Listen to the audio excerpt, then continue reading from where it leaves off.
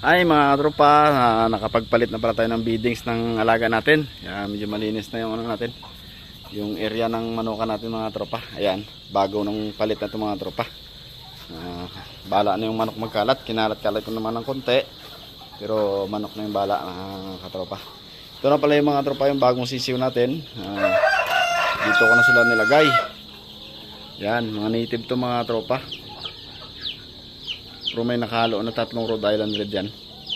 Pero halos lahat native. Dito na natin sila mga tropa nilagay. Tapos sinahanda ko na rin mga tropa yung paitlogan ng ating pabo.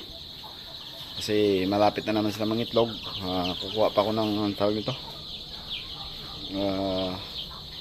Yung damo na tuyo. Ilalagay natin dyan mga tropa. Ayan, lapang laman. Ayusin to. Ayusin natin. Pinatayo ko muna tropa yung isang kulungan ko dahil wala pa naman akong sisiw na pwedeng ilagay dyan. Nilinis ko na rin yan kanina para maganda. Maganda yung kulungan natin pag malinis. Ayan. Bagong ano to. Labhang. Ang tawag ito. Rice hull. Kumbaga. Ayan. Malinis ito lahat mga tropa. Naiwan pa pala yung sako. Butas na. Pero nilagyan ko ng screen. Yan, okay na tayo dito mga tropa. Ito rin ako, nilinis ko rin ito. Pero hindi ko na nilagyan ng rice hull.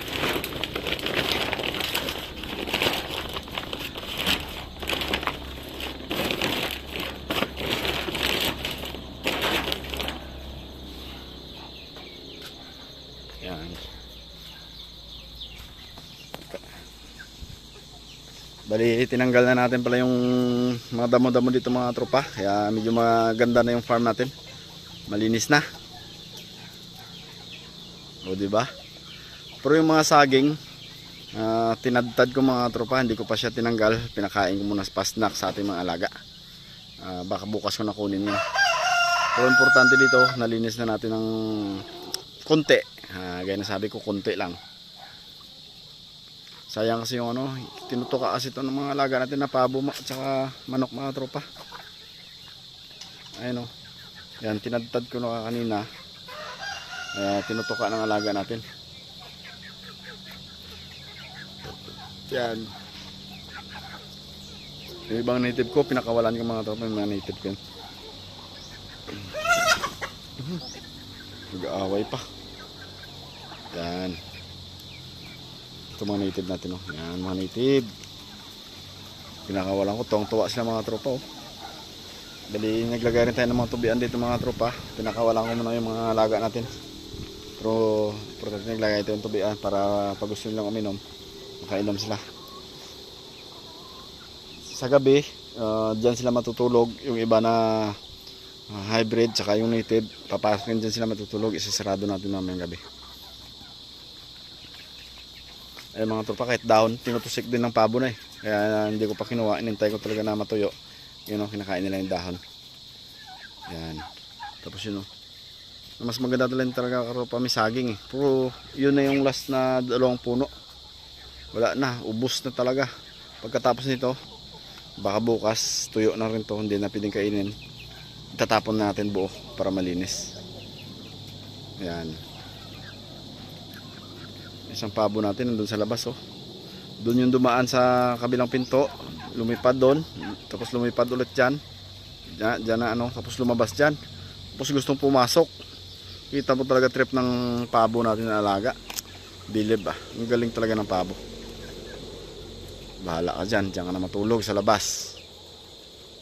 Pero mamaya lilipad yun siya mga tropa, dyan siya matutulog. Babalik siya dito. Marunong siya bumalik. Ito pala mga tropa yung hybrid natin. Hybrid manok. Tapos tapos hybrid na ano natin. Pinakross yan sa native tsaka Brahma. Yan yung kinalabasan niya mga tropa. Pero matangkad siya eh. Ayun oh, tapang pa. Matangkad. Bali 4 to sila mga tropa.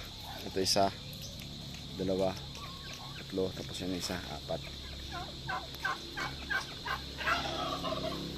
Yan. Bukas native na naman tayo maglilinis mga tropa. kaya ano, dandanin lang natin.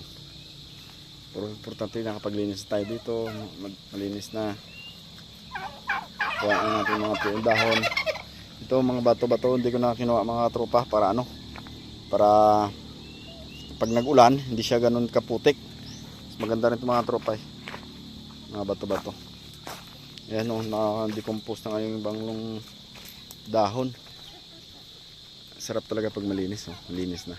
Yun na lang yung natira, yung 2 puno na saging na natumba. Mga tropa, salamat sa panonood nyo. Kita-kits naman sa next vlog natin. Pero ba't nagkunti yung mga Rhode Island natin? Sarap pag daming alaga oh. Ayos.